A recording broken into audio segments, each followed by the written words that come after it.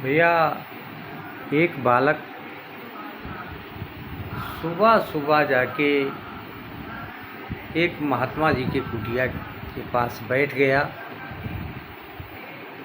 और महात्मा जी से कहने लगा कि महाराज, किसी प्रकार से मेरी गरीबी जो है वो दूर कीजिए। तो महात्मा कहने लगे कि भैया, मैं खुद भिक्षा भ्रमण करके अपना पेट भरता हूँ, तुम्हारी गरीबी कैसे दूर कर दूँ। बालक ने रट लगा दी, कहा नहीं नहीं, हमने सुना है कि आप बहुत सिद्धि पुरुष हैं और आपकी कृपा हो जाएगी तो मेरी गरीबी जो है वो दूर हो जाएगी। ऐसे करते करते करते करते महात्मा भगावे और वो जाए ना, शाम हो गई, सुबह से शाम हो गई। तो महाराज जी ने तंग आकर सोचा कि अब कुछ ना कुछ इसको दे ही दिया जाए। तो महात्मा ने उस बालक से कहा कि जा, उधर वृक्ष के नीचे एक चमकीला पत्थर पड़ा है और उसको उठा ले और ले जा। तो उस बालक ने फिर कहा, महाराज मैं पत्थर लेने नहीं आया हूँ। तो महात्मा ने कहा, मूर्ख, वो पारस पत्थर है, पारस पत्थर। पारस पत्थर समझते हैं भैया। महात्मा ने कहा कि उसको अगर लोहे से स्पर्श करा दोगे तो वो सोना हो जाएगा।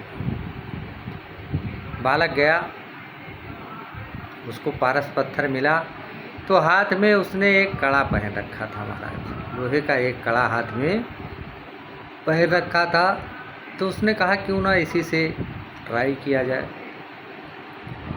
तो उसने कड़े में उस पारस पत्थर को छुआया और वो सोने का हो गया।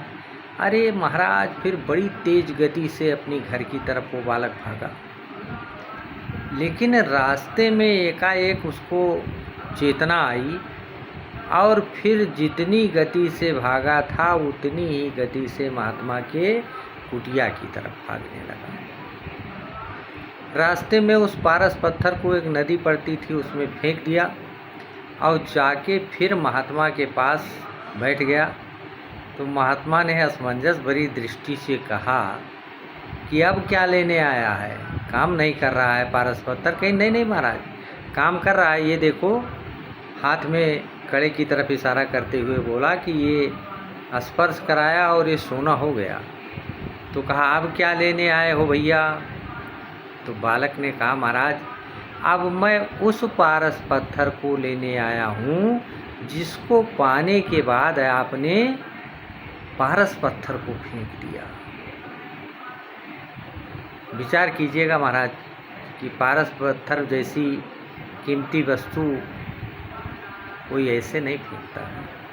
और बाबा लिखते हैं कि सुनहूँ माते लोग अभागे, अवतजी हरि चरण विषय अनुरागे।